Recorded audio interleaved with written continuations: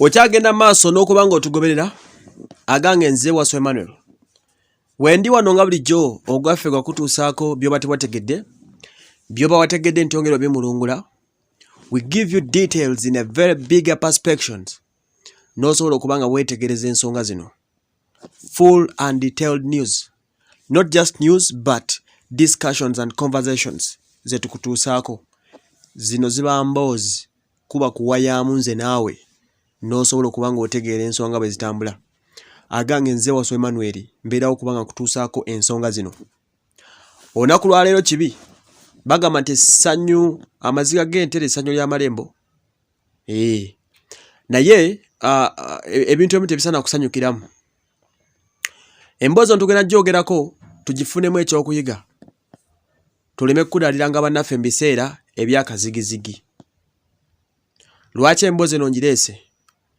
Emboozi eno ngireese kulwa omukulu Andrew Mwenda. Y'omu ku basajja abasinga okubeera vabo, abasinga okwogera era abadde badifending ennyo gavumenti eno. Oyo golo abadde ng'asoomooza buli avaayo okubanga alwanirira ekitiibwa kya Uganda ssaako n'okulwanirira bannayuganda. Andrew Mwenda olunaku lwaleero abantu bakedde mukolokota ku social media ng'ekimuvumya nno ki tewali kye yakoze. Wabula ekibadde kimuvumya nga bakomyawo ebintu by'okukudaala bye yali ng'atuusa ku bannayuganda emabegako ebbanga eriise. Andrew Mwenda olunaku lwa leero yakedde kubika anti we amanyikiddwa ng'omukyala Anti Damali, gwe yayise Anti Damali, Princess Damali, alabika mu mbejja okuva ettoolo.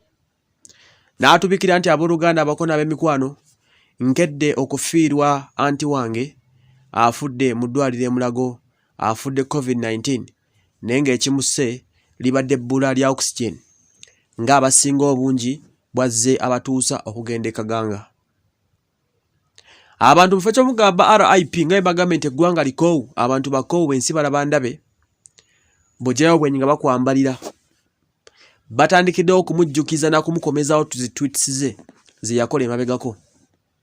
Bamujjukizza ebigambo by'azayogera ng'abyogerera bannayuganda we yatuuka n'okutugambira nti amakolero ga mugaso nnyo okusinga amalwaliro. Ono bamukomerezaawo baka bwe yateeka ku mitimbagano gya Twitter bwe yakyalako e Mulago ne Bebe Cool ndowooza bwe baali. N'adda wano mu bantu n'atulaga nga Mulago bw'eri ennungi bwetegese ebitanda ebiri mu 2,000 ebimala okulabirira abalwadde bonna abanalwala COVID-19. N'atunyonyola nga Mulago bwetegese ICU, nga Mulago bwetegese buli kimu ekyetaagisa okujjanjaba abalwadde ba COVID-19. Ono yatuuka n'okugamba nti amakolero ga mugaso nnyo eri eggwanga okusinga amalwaliro. Omanyi bw'ofuuka omwogezi ku buli kintu otuuka n'okola ensobi mu byoyogera. Kyova naze ensonga ezimu tubanga zoogerako. Ensonga ezimu nkuwa endowooza yange nga esaanye gikuwa. Wabula mba ndipoting okutegeezako nti gundi yakoze bw'ati ono yakoze bw'ati. Sirabika nti basimanyi kyakwogera naye oluusi mba newala nsobi ze ngenda kukola mu bigambo byange. Naye bano abeefuula banalisti nga Andrew Mwenda, ba Access, ba Full Figure, ba Wisdom Kayi n'abasigadde babeera mu mbeera n'obulamu ey'okubeera nti buli kintu ekigenda okujja ne bakyogerako. Ensonga za COVID bezija ne bazoogerako.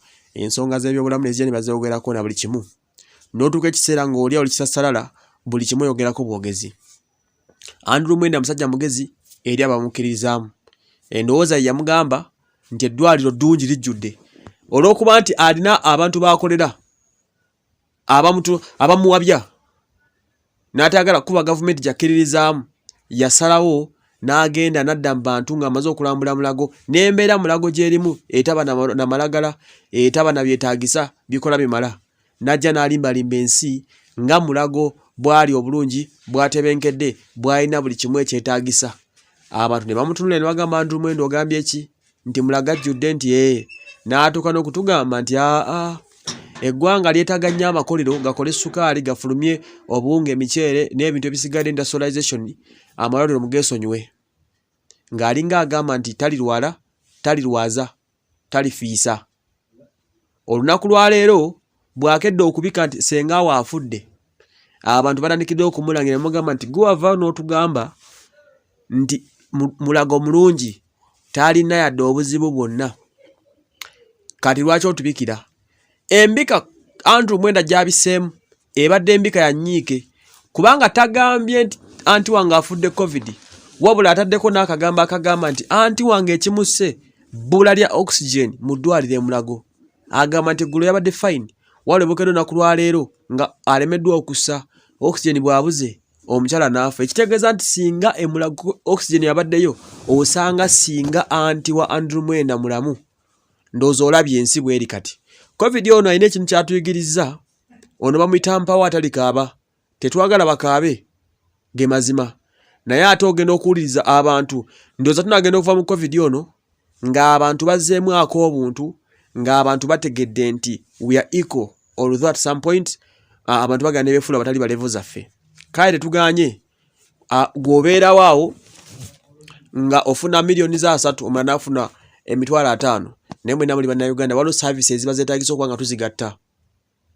covid ono agenda kuyigiriza abantu nti health sector yeetaaga okuba ng'efiibwako kubanga ebiseera biri nga covid tanaba kujja bo babaddengawo nga tebafaayo oba mulaga afunye eddagala oba tafunye ye bw'anaalwala ajja kusituka agende ku Aga Khan asituke olw'okuba ssente weeziri gavumenti emusasulira insurance baagimuterawo agende ku Medipal atambule agende ku Nakasero agende ku amaliro ge mumanya g'ebbeeyi afune obujjanjabi bwe binaagana bamutwale India kubanga essente y'omuwi omusolo weeri n'ekitongole kyakolera weekiri kati be n'abantu nga ba Andrew Mwenda babadde nga mubo obulamu obufaanako bwe butyo nga buli kimu bakirina n'essente bazirina tutuse mu kaseera nga covid waali nga tokyasobola kufuluma kugenda Bungereza kujjanjaba ng'olina kudda Kiruddu bulijjo gomutateekamu ddagala ng'olina kudda Mulago gwe mwali mwasuulirira nga balina kuteeka mu Arua Medical Hospital balina kuteeka Fort Portal balina kuteeka Mbalala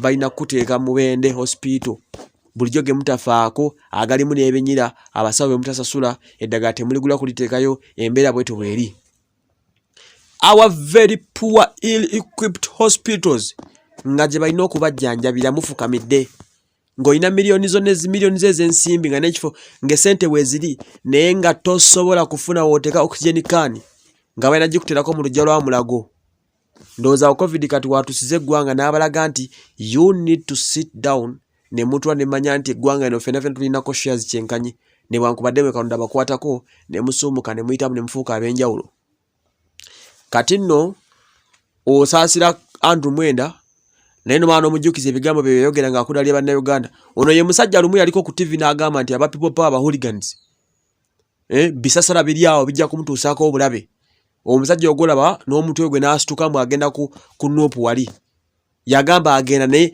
ayinza obutadda yeeraliikiridde bayinza omutuusaako obulabe yaswala ng'atuuse ku ofiisi za Nuupu bwe yayingira nga teri amukutteko teri yamunyega bamwaniza n'ayingira paka munda ng'ayagala okufuna empapula mu yesimba okuba pulezidenti mbyemumuteeka kodi agenda okuva nga bamwadde za kansala LT3 neŋŋanda ng'ekiri wano so ebyo byebyo lwakuba nti bapropagandist abali mu bintu by'ebyobufuzi buli omu amala googera olw'okuba nti aba n'ekikopo kyageza okuba ng'okuba naye kati Andrew Mwenda kyo kyakuyiga senga oba anti wo tafudde bulwadde bwa covid-19 afudde ebbula lya oxygen singa wavayo eggwanga n'olibuulira amazima n'oligamba nti mu butuufu Mulago wafu tewali kaliyo singa abantu tebali mu kusekera olunaku lwaleero abantu bakusekera olw'ebigambo byogera ng'olimba ensi gwe Mulago wagenda okukyala olunaku lumu olw'okuba ali osasuddwa ng'olina byogeza kutuukiza ebigendera bya bakama abo wasalawo okuyingira mu ddwaliro n'odda n'oyogera by'osanze kati wagenzeyo ku a true cause n'ogenda ng'ekikututte Mulago si kukudaalira abalwadde baliyo si kubalaata wabula ng'ekikututte Mulago nsonga yakutaasa bulamu n'otuuka e Mulago nga tolina kakaanika oxygen nga kalina okujja sengaawo engulu kati sengaawo yafudde due to lack of oxygen poor medication gye tulina mu system wano so nga ate mwe abalina eddoboozi nga Andrew Mwenda mwandibadde nga mwogera ebituufu ebiri ku ground ne tusobola nga tweyamba osanga singa ekigambo wakyogera mu butuufu bwakyo osanga singa oxygen baamugula naye olw'okuba nti wasalawo olimba eggwanga ogenza okumaliza ng'eggwanga ebyo bye bivuddeyo kati oli mu kulaajanira ensi nga sengaawo wafudde kibi tukusaasira naye ate abantu baaganye okukusaasira abantu tebeerabira social media teerabira bakomyawo ebintu kati embeera gy'olimu obubaka babukomya mu kaseera nga bukuluma abandi badde bagamba RIP kuli musajja w'abantu basaze okujjukiza bigambo bikyamu byozenga obogera n'okubalimba ndozo tegede bulunyo so nolwekyo bannayuganda tusaana twekumeko tumanye nti banne mutuufu tuli ffenna tuli bantu mu nsi eno. Agange nze Waswa Emmanuel, mwebale nnyo okuba nga mutugoberera.